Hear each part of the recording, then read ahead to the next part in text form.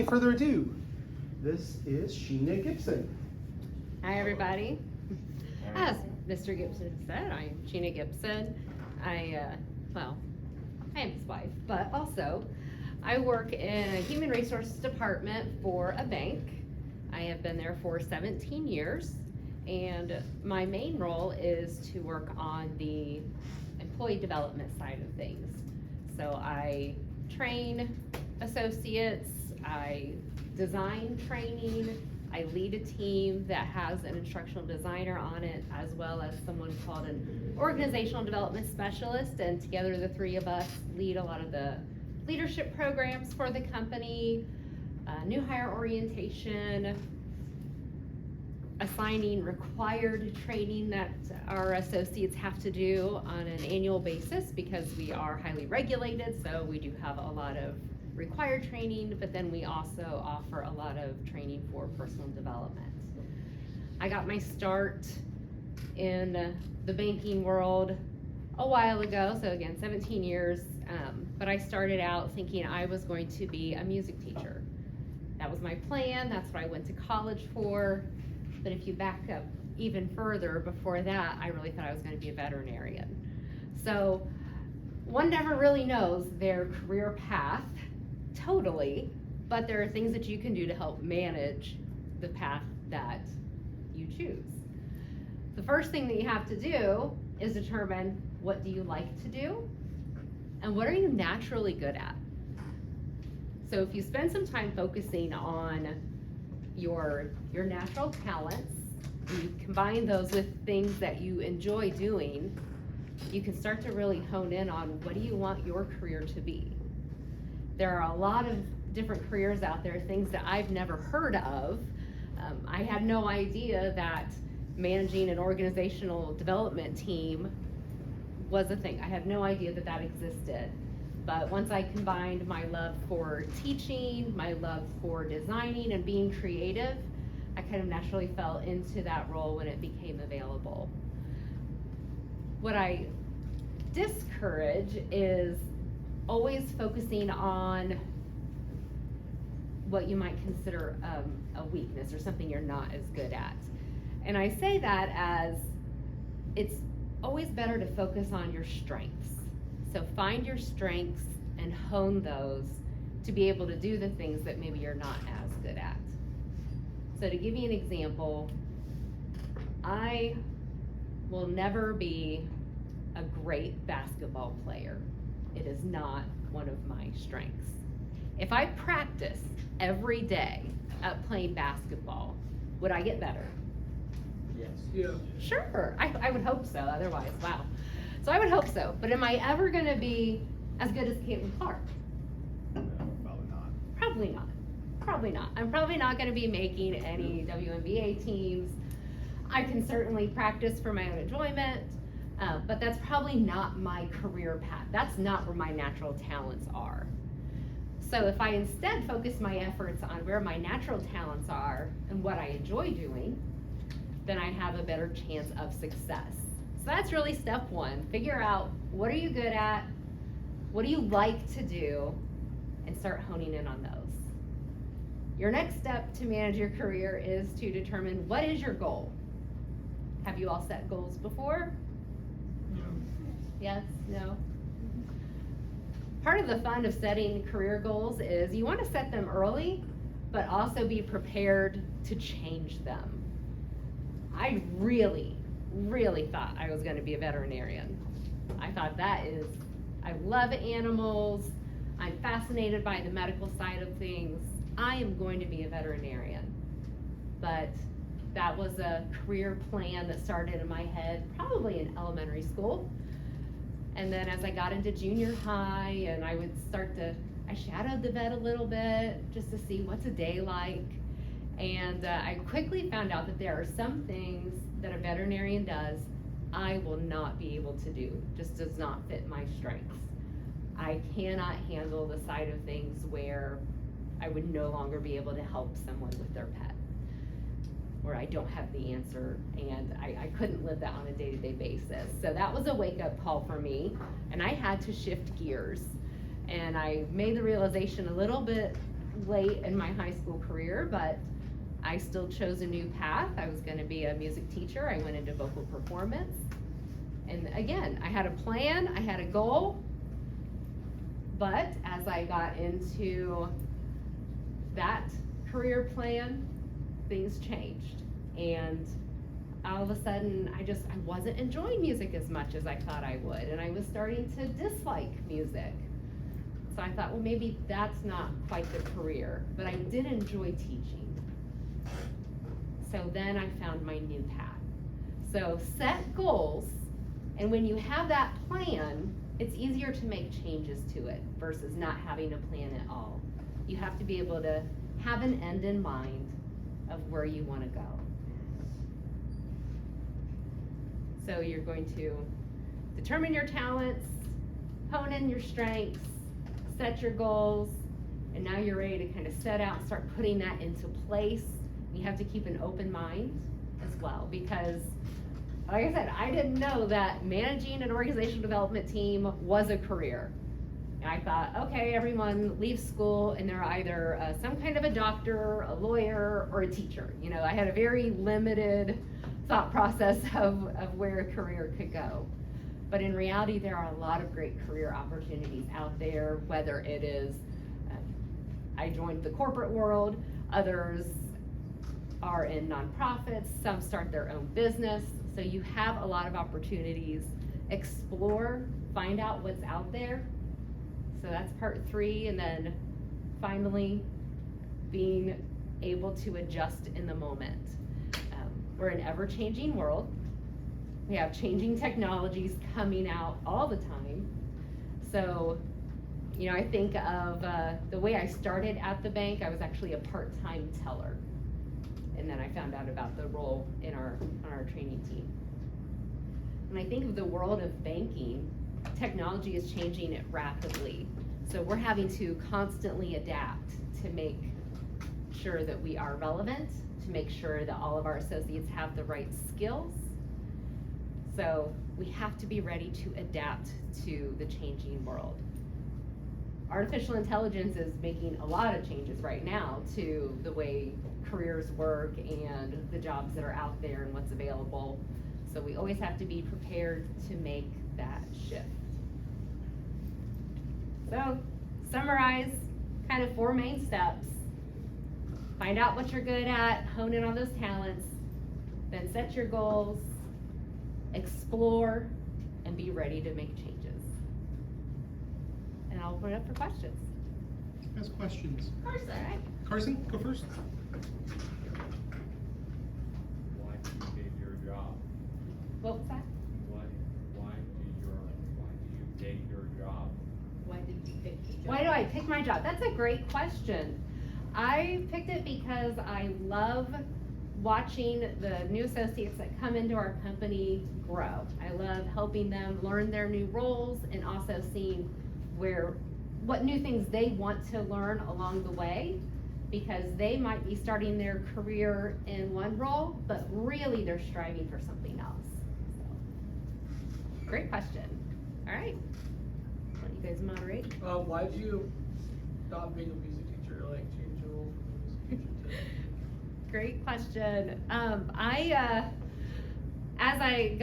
I was really close to finishing out, getting my music teaching certificate, but as I started to do the student teaching side of things, I found myself critiquing too much of the choirs that I was listening to. And instead of finding a 3rd grade choir singing cute, I'm up there going, oh, no, you're flat here, no, this note's wrong, and, you know, just watching their faces go, oh. Like, oh, I don't like that. I didn't like that at all. I just want to be able to stand back and say, it's cute, it's wonderful. I didn't want to critique their singing. Great question. Where am I heading next? Great. Kylie, Yep, Kylie. I'm sorry. what's your favorite part about your job? My favorite part is I get to do something different every single day. So some days I am at my computer designing training all day. Other days I might be in meetings. Sometimes I'm up in front teaching different classes or programs. This morning I got up and drove to Cincinnati to deliver a team building for a financial center before they started. So I do something different every day, and I love that because I get bored fast. Oh goodness, where am I headed next? What's a difficult challenge you had to face in your job? A typical challenge or a Difficult. difficult challenge? I think staffing constraints. I feel like we could do so much more if I could have a bigger team, but we have a budget we have to stick to. We are not direct revenue producing in my role, so we have to be very careful of how much money we spend. So we just try to do as much as we can with the 3 people that we have. Abigail. How much does the job pay you? Ooh, really good question. So it varies. So instead of giving you my exact salary, it's a secret from him. So I'm just kidding.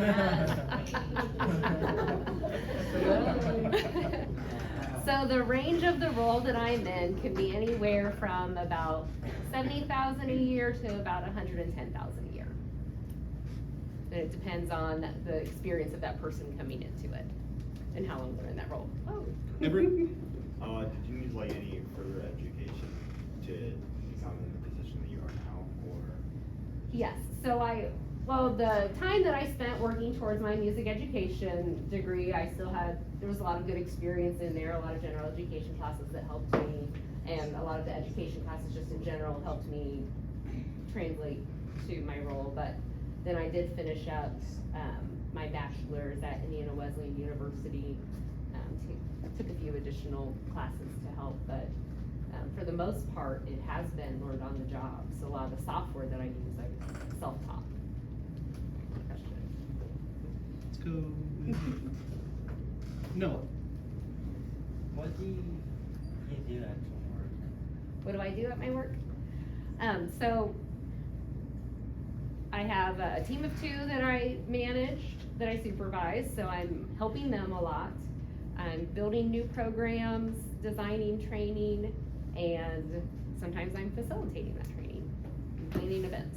There's a lot of different things. What does a typical day in your life look like? Oh, it's such a hard question because there really isn't that typical day. So like I said, this morning I got up and I drove to Cincinnati to be able to do a team building event for a financial center who they can only meet before their baking center opens.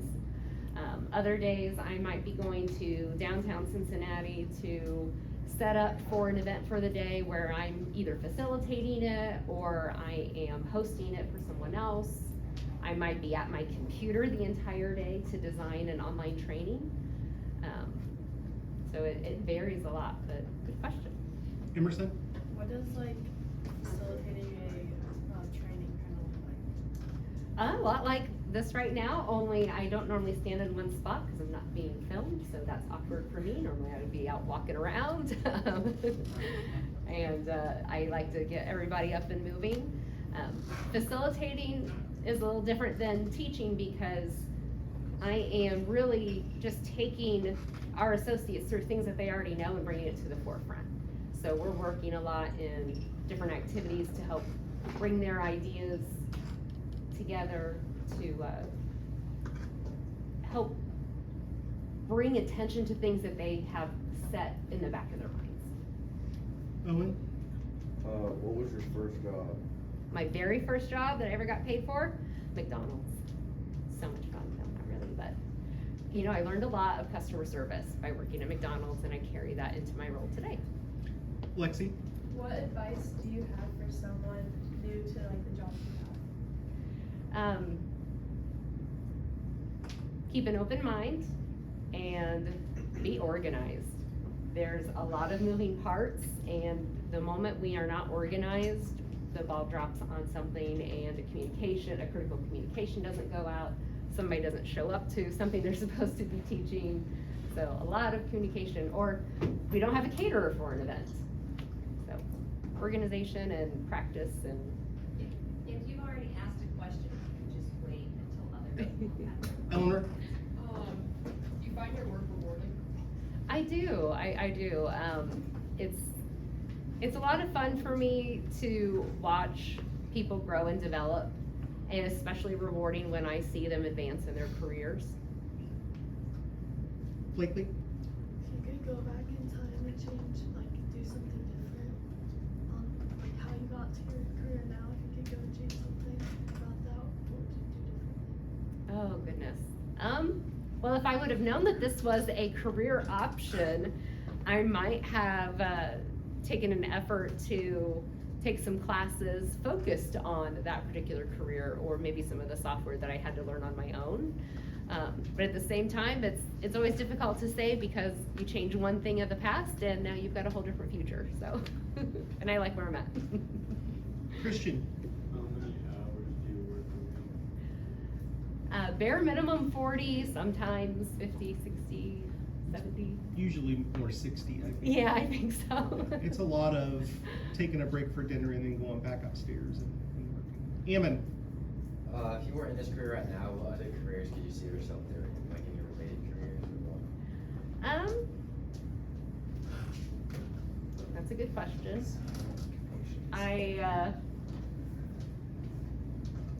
I did have a brief time where I was in pre-med to be a dermatologist. Sorry, I left that out of the whole big story earlier. So a lot of life things came in to derail that endeavor, but it's a lot of school needed to get there, but that would have been a lot of fun. I don't know, I think there's just a lot of options out there that I'm probably not aware of. I think I would have enjoyed being a nutritionalist. I don't know, a lot of different things. Good question, making me think. Eli? Which of your strengths has helped you the most in your career? I have one of my biggest strengths is I am someone who likes to achieve things. So because of that particular strength, it gets me outside of my comfort zone and doing things I wouldn't normally do.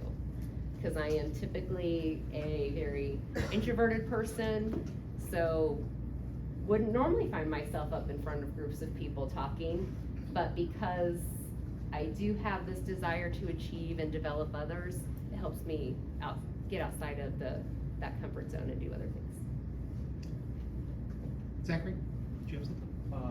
So if you got let off today, what would be the next job you'd have? I'd be immediately getting my resume together and looking for probably other similar roles at another place. So I'm not restricted to working at a bank. It's a type of a role that I could go find other types of learning roles, or I might also expand out into other parts of human resources to where I could probably not recruiting, that's more on a sales side, and I don't see myself as a salesperson, but just there's a lot of roles that help employees with their benefits, their compensation, payroll, day-to-day development. So probably something along those lines. Wesley? If you had to teach any subject, what would it be? I've got leadership skills and sales training and customer service all ready to go in my brain, because I teach those a lot. So, but my favorite topic, I still have a passion for music. Even though I didn't want to go the route of being a music teacher, if that's just something I could do every once in a while, I think that would be a lot of fun. Janabella? What are your current goals? My career goals are my main career goal was to lead an instructional design team, and when I hit that goal, it was hard to see, okay, what's the next one? Because I just didn't know that I was gonna get to that part. But my next goal is to become the director of the organizational team. That spot is currently filled by my boss, but should he retire, I'd like to think I'm in the running for it. What are the positive and negatives about your job? The positives are, again, get to do something different every day, get to help others develop, create, develop and design. I love designing. Negatives are just budgetary restraints. What college did you go to? I started at Wright State University, and then I finished my bachelor's degree at Indiana Wesleyan. If you were competing for a job, what would make you stand out more than others? My background and experience, I would think, along with probably that achiever tenacity, and I have a lot of empathy and relator skills that go in with that as well. So I think those things combined can help me along the way. I hope. Is your job like an office job, or is it like you're always doing something different, like out?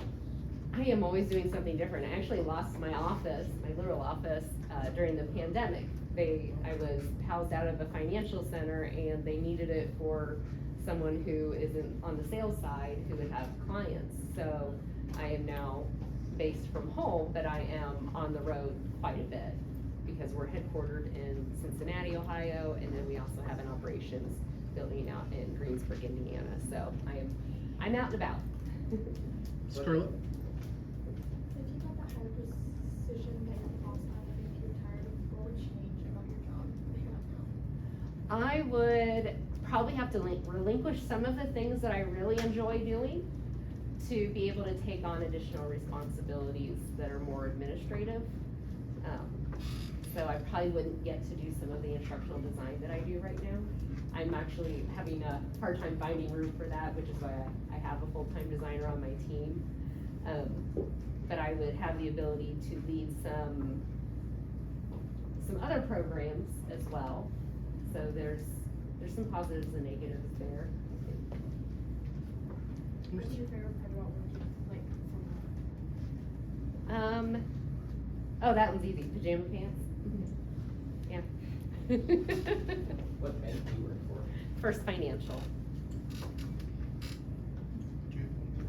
That was it? Okay. Was there any major setbacks to changing your career after you went so far in college with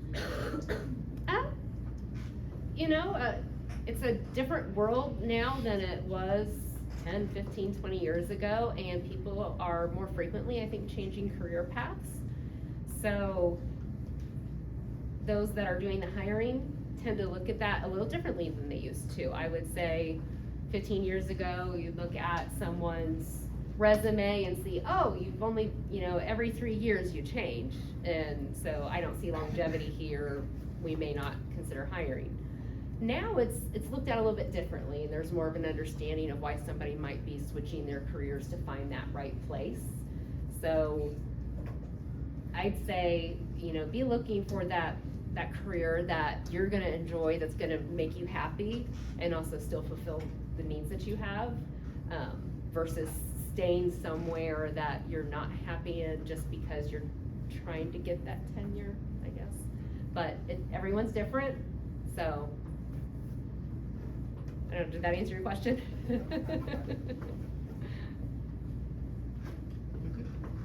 what do you think are some negatives from you having to work at home? I don't get as much face-to-face time with my team as I'd like.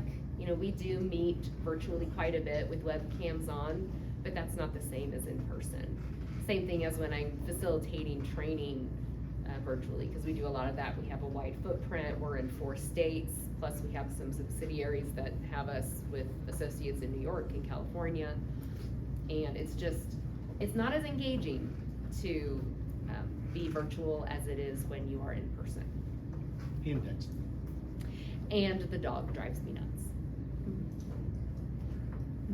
What's one of your favorite, what's your, most favorite and least favorite thing about your job?